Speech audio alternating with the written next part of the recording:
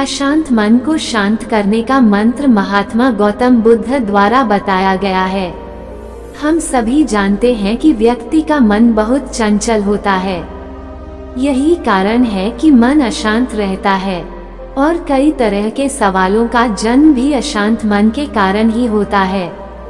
यदि आप जीवन में शांति चाहते हैं तो इसके लिए जरूरी है मन को शांत करना।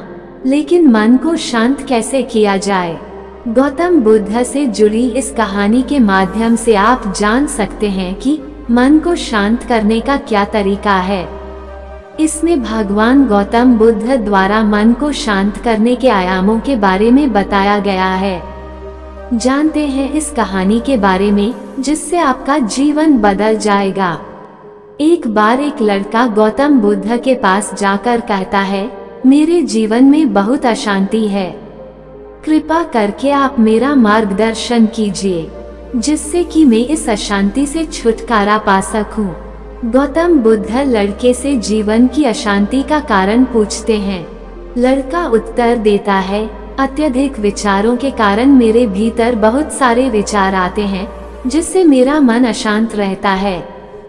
बुद्ध मुस्कुराते हुए कहते हैं, ऊपर आकाश की ओर देखो और बताओ कि तुम्हें सूर्य दिख रहा है। लड़का ऊपर देखता है और कहता है, धूप दिख रहा है। बुद्ध उससे पूछते हैं कि अगर तुम लगातार धूप में खड़े रहोगे तब क्या होगा?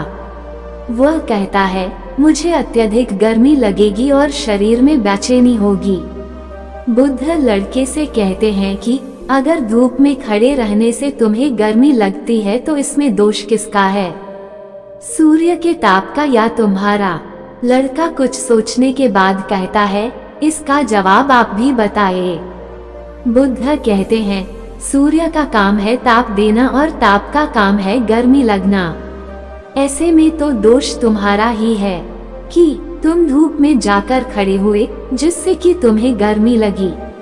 तुम्हें अगर शीतलता चाहिए तो तुम्हें छांव में रहना होगा।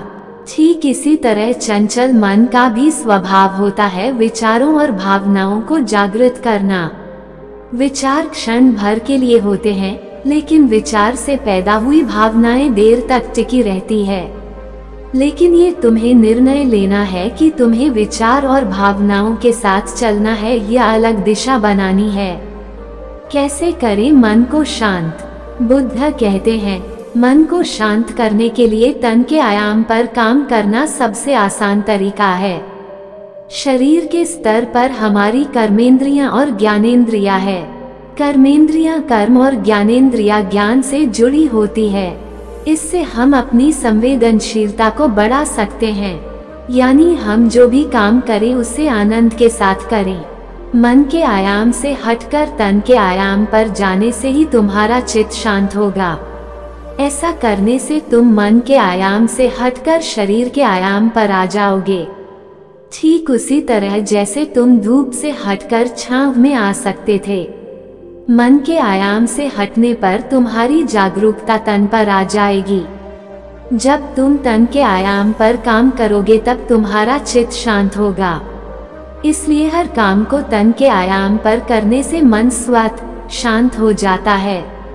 अपने मन के विचार और भावना को नहीं बल्कि सुर को सुनो। लड़का बुद्ध से कहता है, अपने भीतर के सुर को कैसे सुने? बुद्ध कहते हैं, किसी शांत स्थान पर रहकर जहां शांति हो, तब अपनी आंखें बंद करो और मन के भीतर चल रहे शोर से हटकर भीतर के सुर को सुनने की कोशिश करो। सुर निरंतर चलता रहता है, लेकिन बाहर के शोर के कारण तुम अपने मन के भीतर चल रहे सुर को नहीं सुन पाते हो। जब तुम अपने दोनों कानों को अपने हाथों से बंद कर दोगे, तभी मन के सुर को सुन पाओगे। इस तरह तुम मन की अशांति से दूर हो जाओगे और तुम्हारा मन शांत हो जाएगा। इसी प्रकार के मोटिवेशनल विचारों की जानकारी प्राप्त करने के लिए हमारे चैनल को लाइक और सब्सक्राइब जरूर करें। धन्यवाद।